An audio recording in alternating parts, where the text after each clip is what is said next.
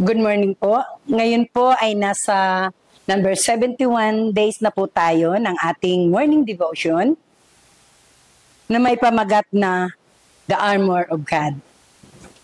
At ang teksto po na pinagbatayan dito ay matatagpuan po sa Episo 6:13. Ganito po ang sinasabi doon.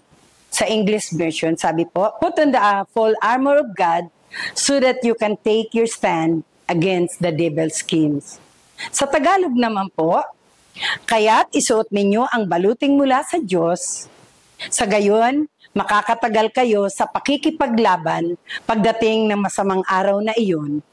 At pagkatapos ng inyong pakikipaglaban, ay matatagpuan pa rin kayong nakatayo."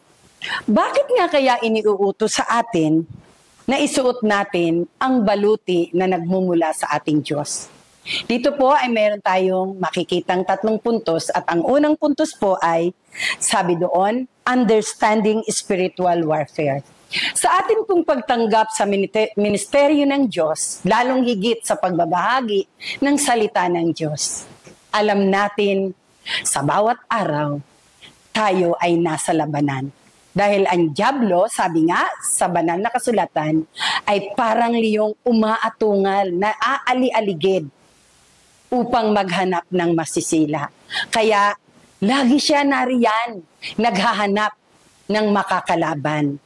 Kasi ang Diyos ay naparito para tayo bigyan ng isang buhay na ganap, subalit ang dyablo ay naparito upang sumira.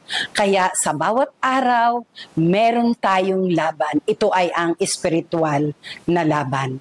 Kaya't iniuutos sa atin ng Diyos na isuot natin ang baluti ng Diyos at kailangan maunawaan natin na mayroon tayong pakikipaglaban sa bawat araw. At ang pangalawa po, kailangan natin hilingin ang kalakasan na nagmumula sa Diyos at ang kanyang proteksyon. Magagawa lang natin ang lahat ng ating gagawin sa pagbabahagi kung nakasuot tayo ng baluti na mula sa Diyos. Sapagkat alam natin na ang Diyos na nag-atas sa atin, na ating sinunod, ay isang Diyos na makapangyarihan sa lahat. Kung sa sarili lamang natin, hindi natin ito kaya. Kaya tandaan natin, lagi tayong manalangin, hilingin natin ang kalakasan na nagmumula sa Diyos at ang kanyang proteksyon. At ang pangatlo po ay supporting fellow believers.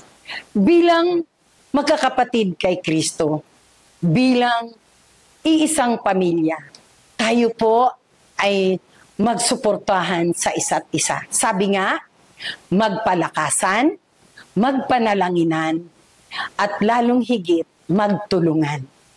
Lalong higit sa ministeryo na iniatas ng Diyos sa atin dahil alam natin, hindi basta-basta ang ating kalaban, kundi sabi nga, ito ay mga alagad ng kasamaan.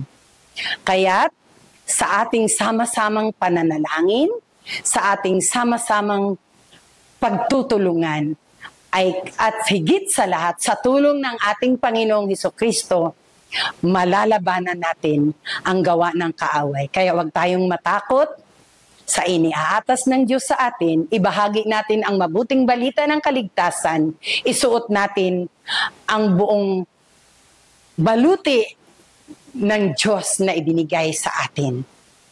At tayo ay mananatiling matatag at nakatayo dahil kay Kristo na nagbibigay sa atin ng lakas at proteksyon. Tayo po ay manalangin. Aming Diyos na dakila sa lahat, patuloy naming hinihiling ang iyong patuloy na proteksyon sa aming patuloy na paglilingkod sa iyo sa pamamagitan ng ministeryo ng pagbabahagi ng salita.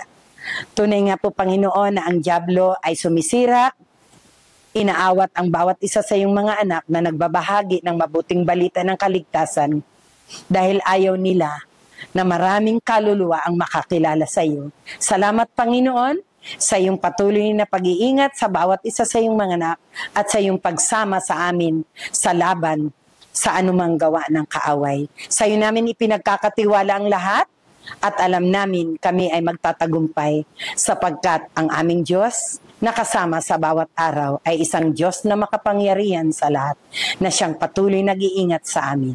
Sa pangalan ni Jesus. Amen. Muli mga kapatid, inaanyayahan ko po kayo sa susunod na araw na ating morning devotion. Nawa patuloy kayong mauhaw at magutom sa salita ng Diyos. God bless!